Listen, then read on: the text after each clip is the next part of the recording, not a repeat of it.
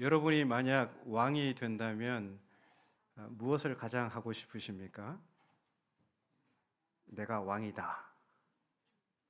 아마도 많은 분들이 부와 명예를 누리고 싶다 이런 생각을 할 수도 있고, 어떤 분은 나의 뜻대로 모든 것을 결정하고 싶다 이렇게 생각할 수도 있고, 또 다른 분은 세상을 한번 정의롭게 다스리고 싶다 이런 꿈을 품을 수도 있습니다. 역사 속에서 왕은 절대적인 권력을 가진 존재였고, 사람들은 왕을 통해서 자신들의 안전을 보장받거나 필요가 채워지길 원했습니다. 그런데 절대 권력의 상징인 왕조차도 마음대로 하지 못한 것이 있었습니다. 조선시대는 왕의 일거수일투족을 기록하는 사관이 그림자처럼 왕을 따라다녔습니다. 이 사관은 왕의 모든 언행을 조선 왕조실록에 남겼죠. 조선 3대 왕인 태종 이방원에게 있었던 일인데요. 하루는 태종이 말을 타고 가다가 그만 발을 헛디뎌서 말에서 굴러 떨어지고 말았습니다. 크게 당황하고 창피했던 왕이 사관에게 소리쳤습니다. 방금 일은 절대 기록하지 말라. 하지만 직업 정신이 투철했던 그 사관은 붓을 들고 이렇게 적었습니다. 왕이 말에서 떨어져 창피함을 이기지 못하고 사관에게 기록하지 말라 명하였다. 네. 왕은 자신의 실수나 부끄러운 모습조차도 역사에 남는 것을 막을 수 없었던 것이죠. 이처럼 인간 왕에게는 명백한 한계가 있으며 그 권위조차도 완전하지 못하다는 사실을 보여줍니다. 우리가 사는 이 시대에는 더 이상 왕이 다스리는 나라가 많지 않지만 인간 내면에는 여전히 왕과 같은 강력한 존재를 갈망하는 마음이 있습니다. 나를 보호해 줄 강력한 힘, 내 삶의 문제를 당장 해결해 줄 절대적인 권위, 흔들림 없는 리더십을 가진 존재, 바로 그런 왕을 말입니다. 이 시간에는 주어진 본문을 통해서 우리 삶의 진정한 왕이 누구신지를 알고자 합니다. 오늘 설교 본문으로 삼은 책은 예레미야서입니다. 예레미야는 기원전 7세기 후반에서 6세기 전반에 남왕국 유다에서 활동한 예언자인데요. 유다의 마지막 5왕, 우리 새벽 기도에 나오시는 분들은 들으면 아실 겁니다. 마지막 5왕, 요시야, 여호아하스, 여호야김, 여호야긴, 그 다음에 마지막 시드기야. 네, 이 5왕이 통치하던 시기에 파국으로 치닫는 왕국을 바라보며 눈물로 하나님의 말씀을 대언한 예언자입니다. 그러면 이 시대의 지도자들은 어땠을까? 본문 1절을 같이 읽겠습니다. 여호와의 말씀이니라. 내 목장의 양떼를 멸하며 흩어지게 하는 목자에게 화 있으리라. 네. 우리가 보는 성경에는 목자 이렇게 단수로 되어 있어서 어떤 특정한 한 왕을 가리키는 것 같지만 원문에는 목자들 이렇게 복수로 되어 있습니다. 이 목자들은 남왕국 유다의 왕들과 제사장들 그리고 선지자들과 같은 지도자들을 일컫는 말입니다. 그리고 하나님께서 내 목장의 양떼 이렇게 말씀하셨죠? 유다는 하나님의 목장입니다. 유다 그 땅, 하나님의 목장이죠. 그러면 그 땅에 사는 백성들은 뭐가 될까요? 하나님의 양떼가 되는 것입니다. 자, 이렇게 다시 1절을 보면 예레미야 시대 지도자라 할 수 있는 왕들과 제사장들과 선지자들은 하나님의 목장에 있는 하나님의 양떼를 돌보지 않은 악한 지도자들입니다. 하여 예언자는 하나님의 권위로 그 땅의 지도자들을 향해 화를 선포하죠. 화 있으리라.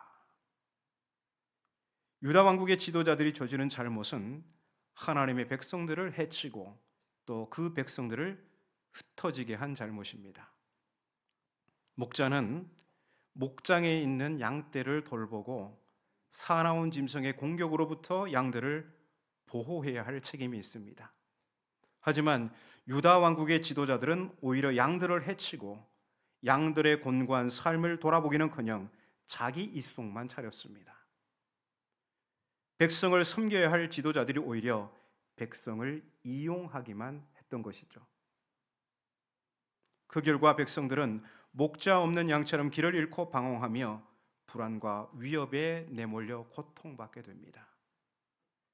이러한 지도자들의 부재와 실패, 오늘 우리가 사는 세상에서도 여전히 목격됩니다.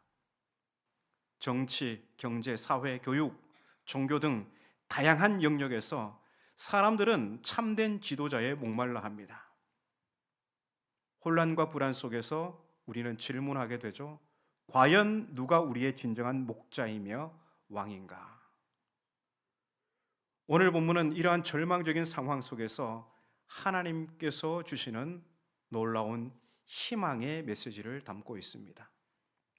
먼저 이런 절망적인 상황에서도 희망을 품을 수 있는 것은 하나님께서 악한 지도자들을 심판하신다 하셨기 때문입니다.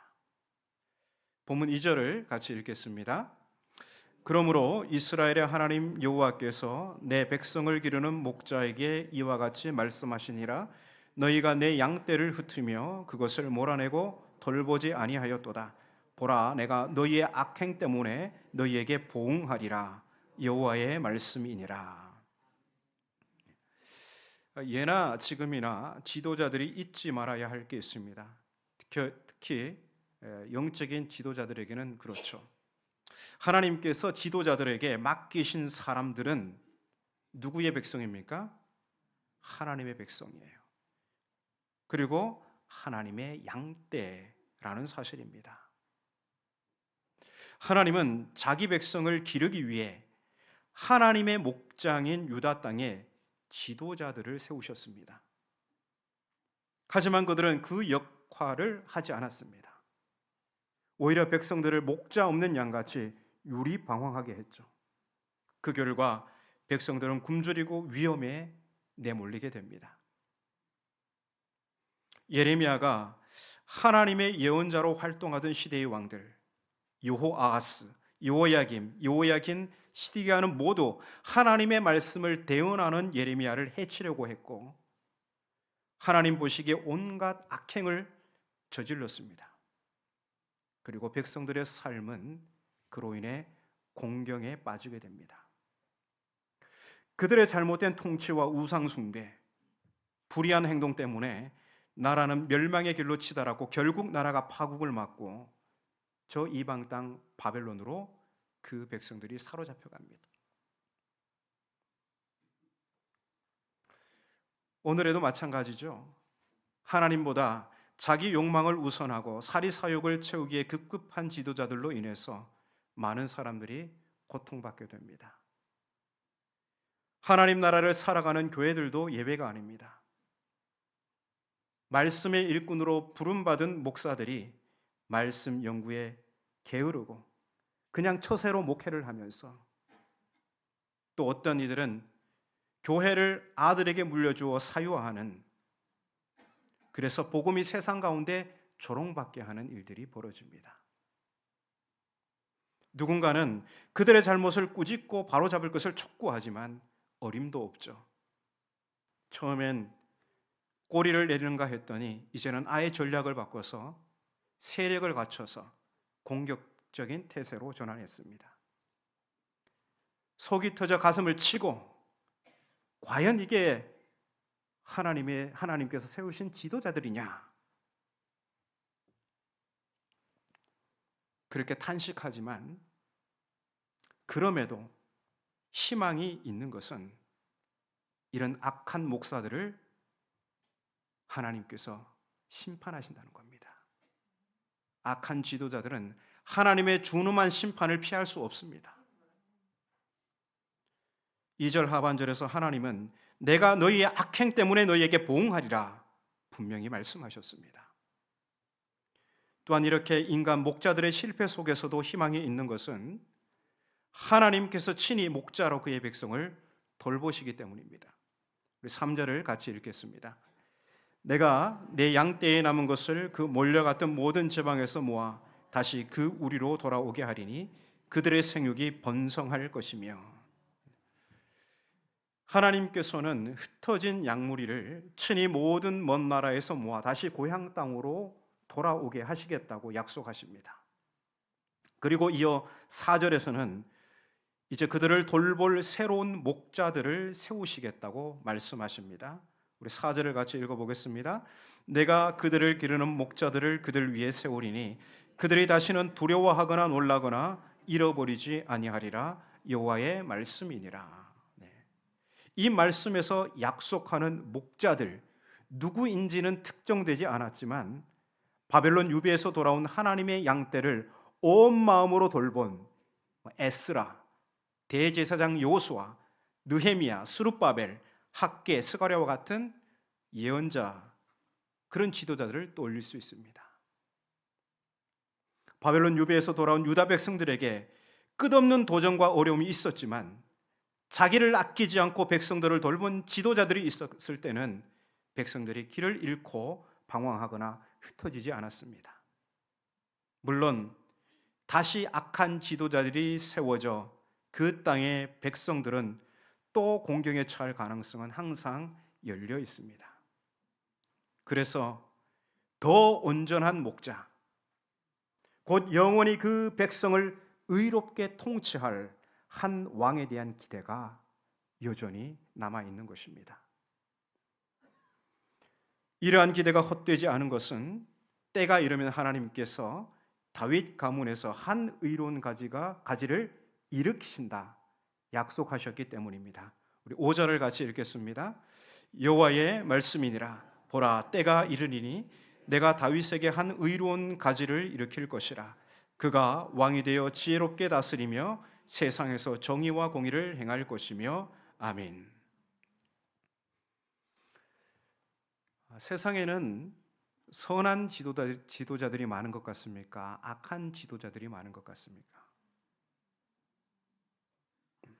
선한 지도자들 하시는 분들은 굉장히 긍정적인 분들이고, 악한 지도자들 하면 부정적일까요? 아니면 제대로 보고 있는 것일까요?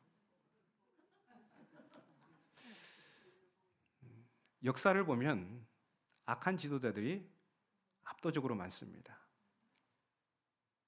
그 근거는 이스라엘 남북 왕조 통치자들의 역사를 한번 보십시오. 이들은 다 누구를 섬기는 사람들입니까? 하나님을 섬기는 나라예요. 그런데 선한 왕들보다 악한 왕들이 압도적으로 많습니다. 우리나라의 근현대사를 보아도 알 수 있는 것입니다. 이렇듯 세상 통치자들에 대한 기대는 한계가 있습니다. 선한 지도자가 세워져 새 세상이 왔는가 싶으면 어느새 악한 지도자가 나와 세상을 어지럽힙니다.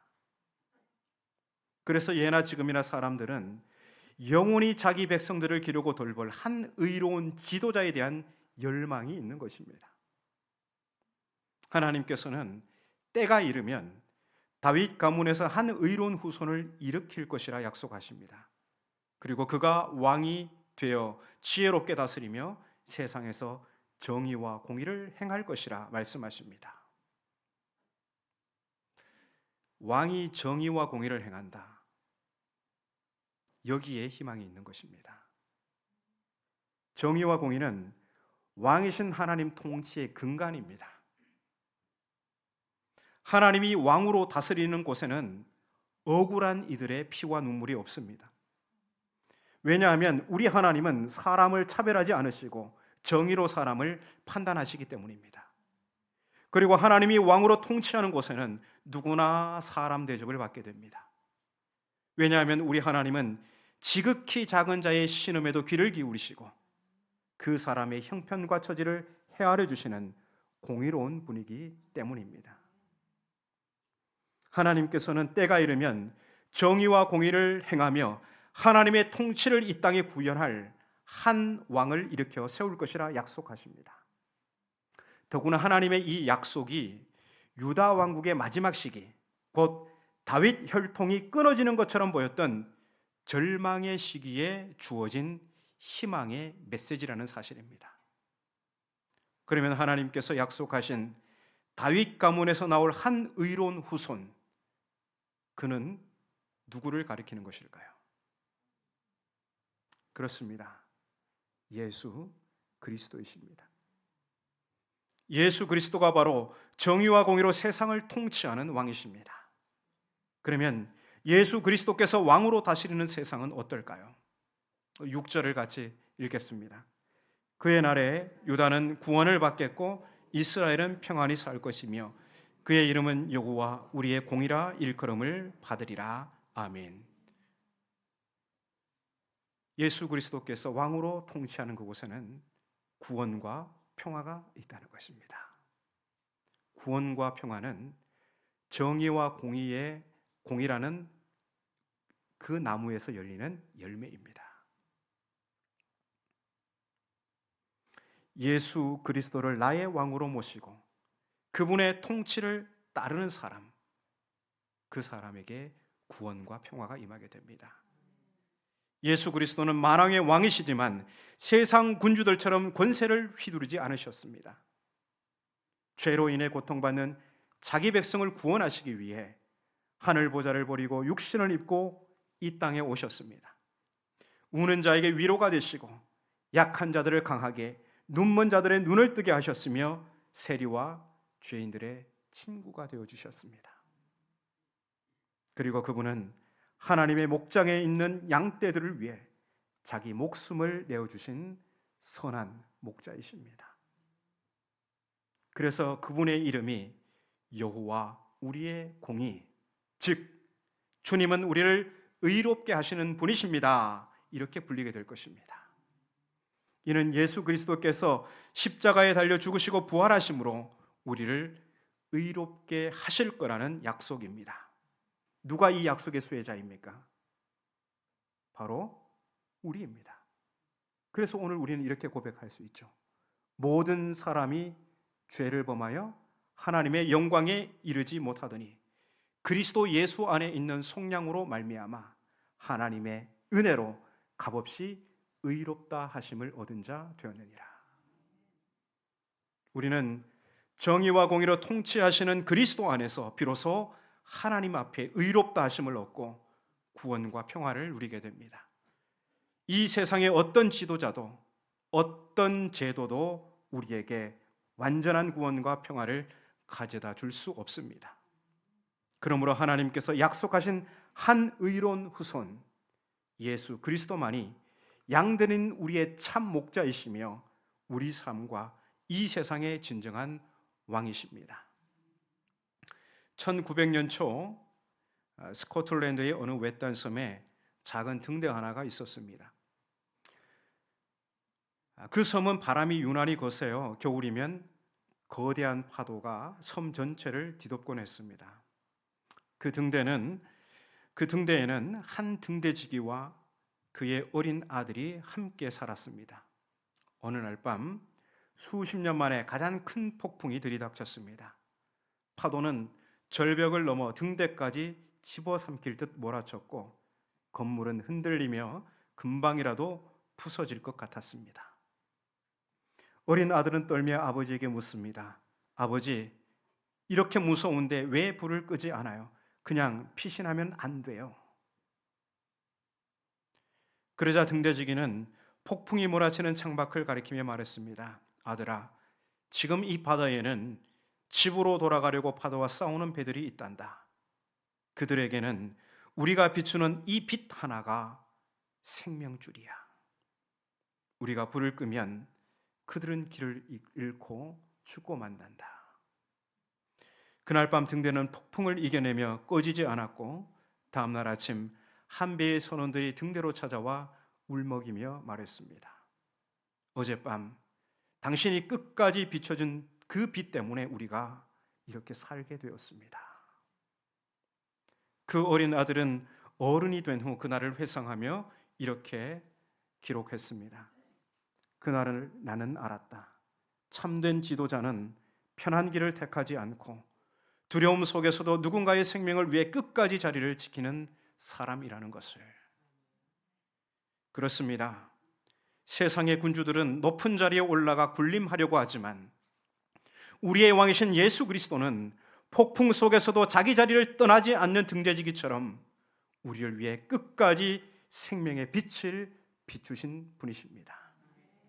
죄의 거대한 폭풍 속에서도 절망의 어둠이 우리를 삼키려 할 때도 그분은 십자가에서 내려오시지 않으시고 우리를 구원하시기 위해 끝까지 십자가에 매달려 그 자리를 지키셨습니다.